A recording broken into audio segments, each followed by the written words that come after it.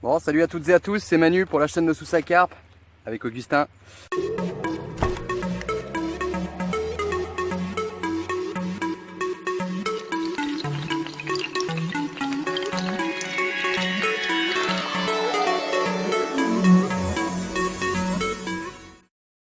On est donc en après-midi, là il est 17 h presque.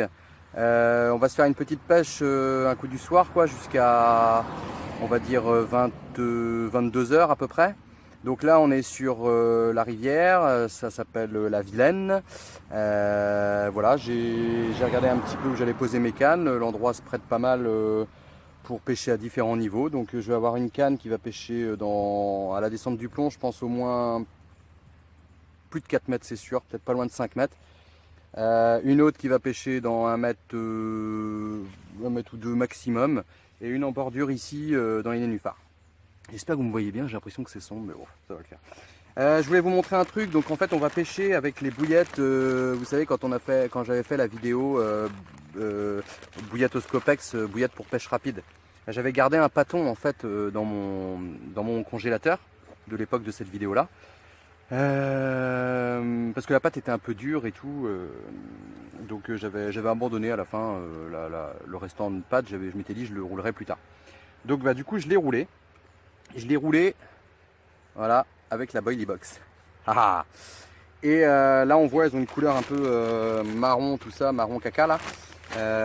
C'est parce qu'en fait je les ai nappés avec du go à John, il avait du go au crabe, donc c'était surtout pour avoir un côté collant. Donc j'ai mis les bouillettes. Dans un récipient, j'ai mis du go dessus, ensuite j'ai mis de la poudre de foie que j'avais. Ensuite j'ai remis du go, j'ai remis de la poudre de foie, un petit peu de go, poudre de foie, voilà, j'ai fait des couches et j'ai laissé sécher. Donc ça fait des bouillettes qui sont nappées en fait avec une sorte de petite croûte dessus.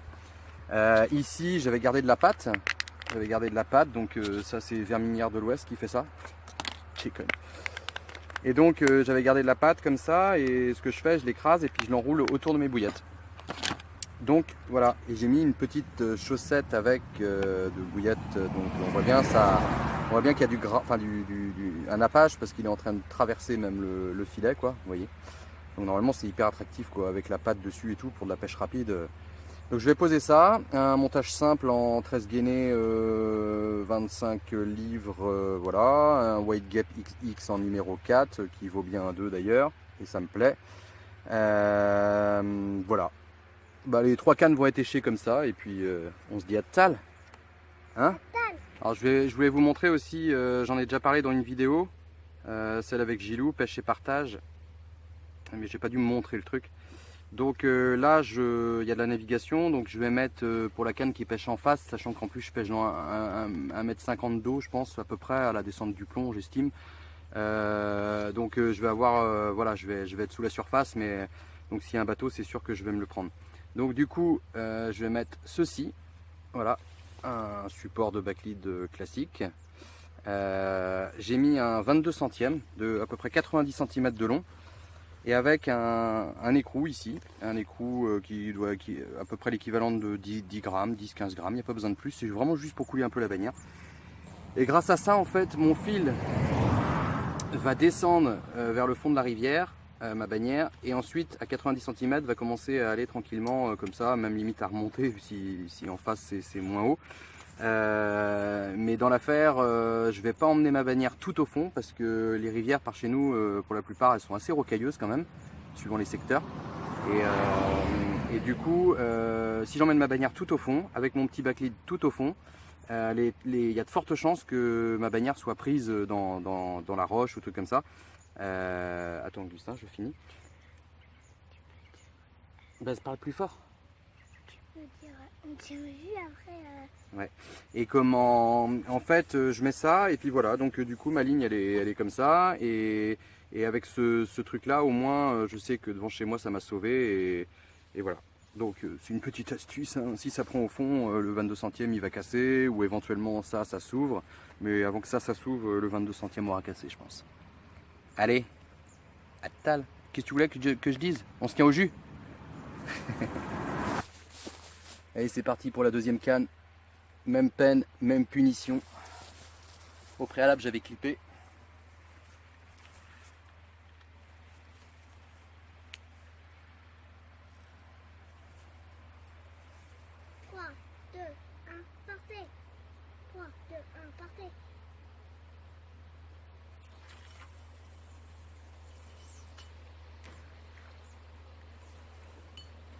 Voilà, sur celle-ci, c'est là que je mets mon petit backfeed, j'avais préparé ici. Hop.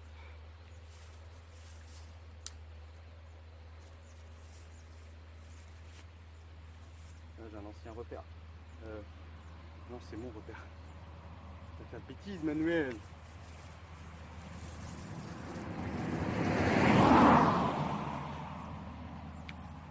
Voilà. Et hop, je coule la bannière tranquillement. Papa, c'est dangereux, ça en passe mort. Et l'eau crache. C'est un truc qui va encore s'énerver. C'est quand tu mets ma canne? C'est ça qui t'énerve à chaque fois, hein? C'est que tu causes trop, qui m'énerve. Faudrait que plus tard, tu auras ta chaîne YouTube, je pense. Non? C'est toi qui auras ta chaîne YouTube. Tu reprendras la chaîne YouTube de papa. Ouais. Et après, je vais te montrer comment je la casse. J'ai acheté à l'eau. Voilà, voilà. Ça va envoyer du steak. J'ai oublié de vous montrer que je mettais un petit peu de bouillette à la fonte quand même.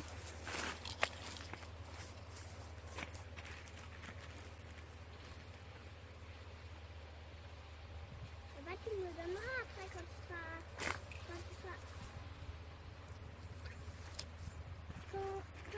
un peu plus, quand tu seras mort, tu me le donneras, hein? Hein? Ça va être dans les bateaux chauds. Quand je serai mort, je te donnerai quoi? Ça, quand je serai mort? Tu seras mort avant moi, mon petit bonhomme.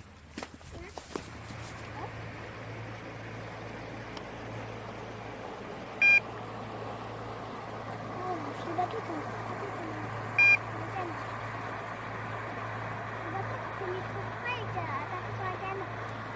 qu'on Non, mais de toute façon, s'il se prend dedans, moi je le tire, je le ramène au bord le bateau là.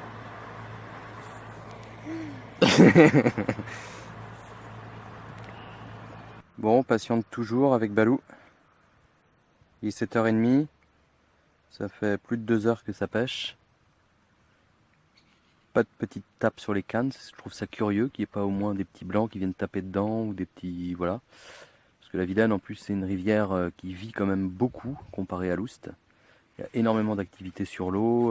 Bon, on a pas mal de mulets aussi, tout ça. Et surtout en ce moment.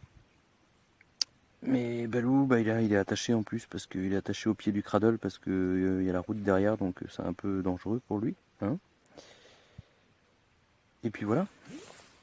Ah Balou, est-ce qu'on va faire du poisson? Dis à la caméra, on va faire du poisson? Est-ce qu'on va faire du poisson? Hein, quand tu te frottes comme ça dans le cradle, on sait bien, ça veut dire qu'il va y avoir du poisson. On espère. Ah. Et en fait, ce que j'ai fait, c'est que là, je suis sur le pic. Tac. Alors, je vous filme tout, tiens, je vais vous faire un plan de la zone. J'ai une canne en fait qui est. On va pas mettre la bouteille d'eau. J'ai une canne qui est ici, là. Qui pêche juste en bordure. Il y a des nénuphars, tout ça, là. C'est sympa. Avec à peu près 1 mètre 20 d'eau. J'ai une canne qui pêche devant les iris là-bas, avec à peu près pareil, 1,50 m d'eau peut-être, et puis ça tape assez propre. Et j'ai une canne qui pêche sur ma bordure, mais dans le creux là-bas, où là il y a bien, honnêtement, à la descente du plomb, il y a bien 5 mètres d'eau, quoi. Et c'est très caillouteux. Donc voilà quoi, je pêche quand même différents niveaux. Après, est-ce que mes bouillettes vont les intéresser? Je ne sais point. En tout cas, vous voyez le plan là. Si je fais un départ, normalement vous le verrez parce que je suis sur mon siège. Avec mon smartphone, je peux faire pause. Donc je fais pause. Comme ça, ma caméra, enfin mon téléphone ne se met pas en veille. Donc je lance une vidéo, je fais pause. Il est branché sur une batterie et externe. Et j'ai juste à faire play pour choper le départ en direct. D'ailleurs, je vous mets une petite séquence, c'est hier soir, j'ai fait un petit coup du soir, où j'ai fait un petit silure. Mon premier silure opposé au fond à la bouillette, puisque j'en ai fait un d'1,92 m que vous avez vu dans une vidéo précédente, mais qui a chopé mon maïs à la descente. Ça c'est du mulet ça. Et hier, donc celui que je vais vous mettre tout de suite là, c'est le premier, mon tout premier silure fait opposé au fond comme ça à la bouillette. J'avais mis ma petite patte d'enrobage, est-ce que ça a joué, je sais pas.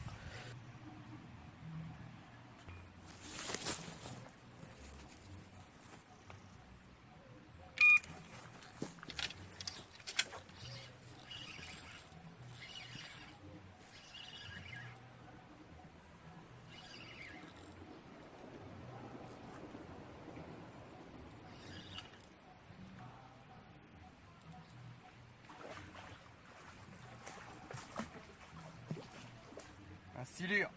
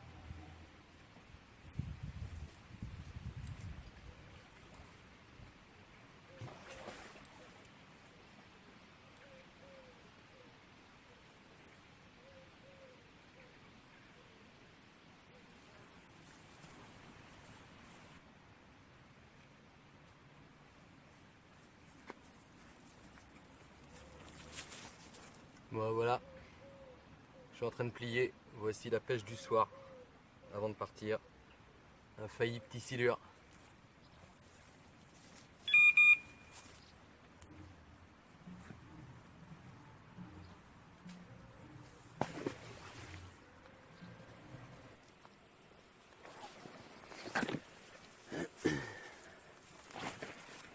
Bon,